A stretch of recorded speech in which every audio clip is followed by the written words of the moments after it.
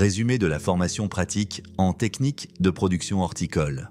Cette formation, initiée par Junior Kébé, avait pour objectif de transmettre aux participants des compétences pratiques en production horticole afin de renforcer leur autonomie et de promouvoir une agriculture durable. Conscient des défis liés à la sécurité alimentaire et à la rentabilité des exploitations agricoles, Junior Kébé a voulu, à travers cette initiative, offrir aux producteurs locaux les outils nécessaires pour améliorer leur rendement tout en respectant l'environnement.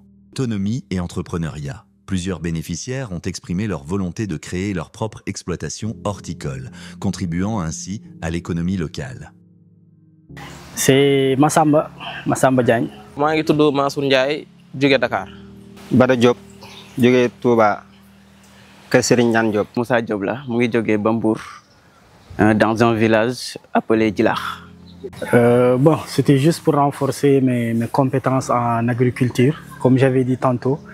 Il y a M. Kébé qui a posté sur sa page TikTok qu'il y a une session de formation concernant l'agriculture et tout ce qui va avec.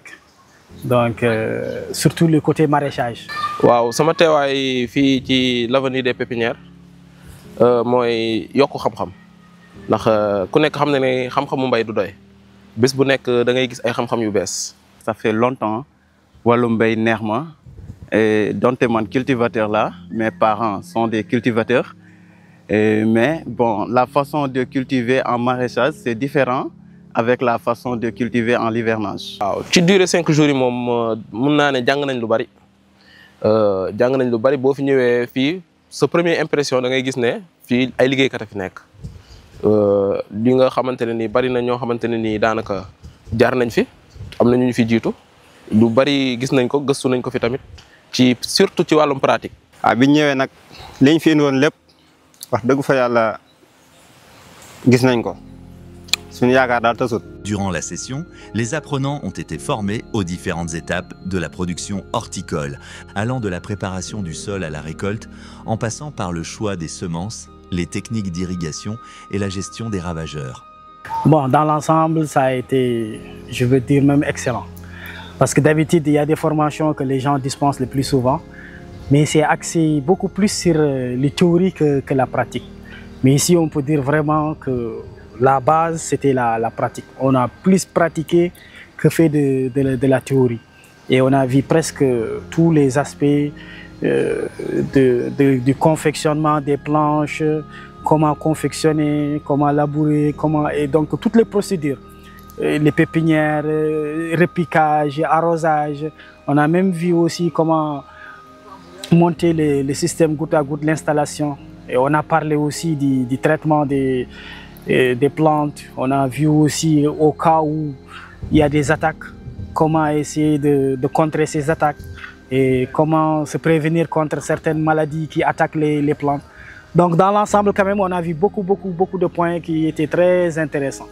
maam yéene ji ci ñun wax dëgg fa yàlla foog natt rek wees na ko lépp lu mu yor rek am na yéene jox ñu ko ba mu mat loolu dañ ko koy sante bu baax a baax waaye ñoo ngi am rafetlu ci liggéey bu baax a baax maanaam lépp lu ñu fi ba ñëwee ba léegi su premier su ba tey lépp lu ñu wan rek maanaam pratique day jëf ñuy gis lépp lu ñu wan rek wax dëgg yàlla mi ngi dugg 100% ñoo ngi koy xam am tey buñ fi jigoon daal feneen dem feneen it mën nañoo lim ñu jàngal moom mën nañ ko pratiquer feneen waaw muy lu am solo daal wax dëgg yàlla képp koo xam ne bëgg nga métier mi da ngay ñëw ci ku mel ne monsieur Kébé mu pratiquer la ko ndax pratique mooy li ëpp solo. waaw formation yi moom day feeñ parce que li si ëpp ci yenn formation yi daanaka théorie bi mooy ëpp da ngay gis 90% théorie 10% pratique.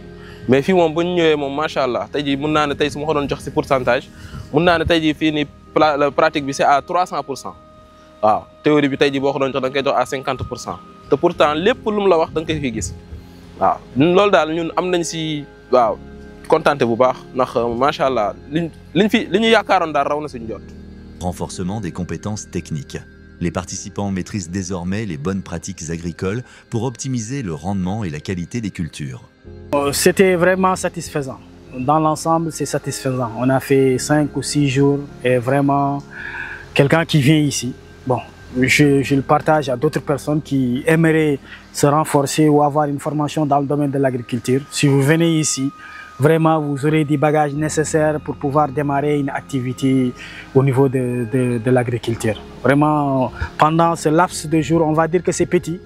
C'est petit en nombre de jours, mais ce qu'on y apprend vraiment, c'est énorme. Donc, quelqu'un qui veut se lancer dans l'agriculture, quand il vient pour faire cette formation, il aura vraiment un bagage nécessaire pour commencer à exploiter un domaine agricole. Bon, mais on sait que la connaissance est vaste.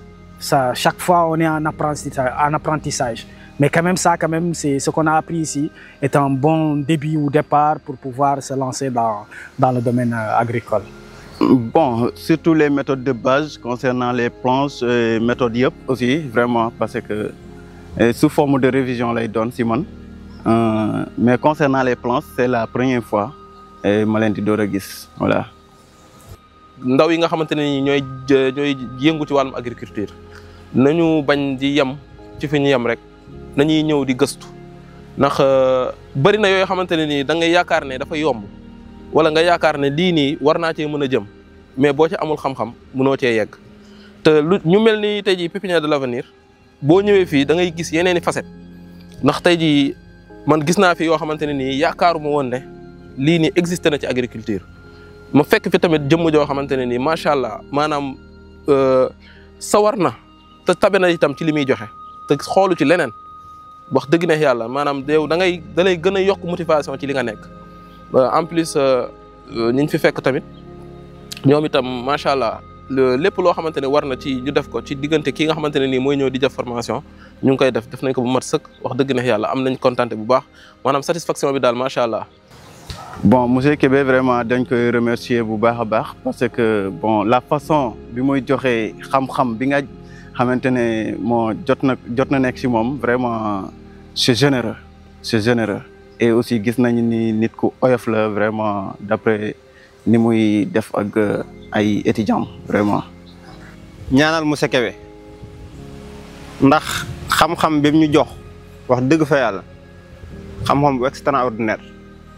dañ koy ñaanal rek lépp lu mu ci mébét suñu borom defal ko ak képp ko fi ñëw lépp lu la fi indi maam suñu borom defal ko te fii am nañ ci yaakaar baax képp ko fi ñëw rek incha allah boo fi jigee da nga xam ne jëlee nga fi xam-xam waaye dañuy ñaanal monsieur Kébé rek suñu borom gën koo doole taxawaay. En conclusion, cette formation a permis aux participants de développer des compétences pratiques et de renforcer leur capacité à mener des activités horticoles performantes, contribuant ainsi à la sécurité alimentaire et au développement économique de la région.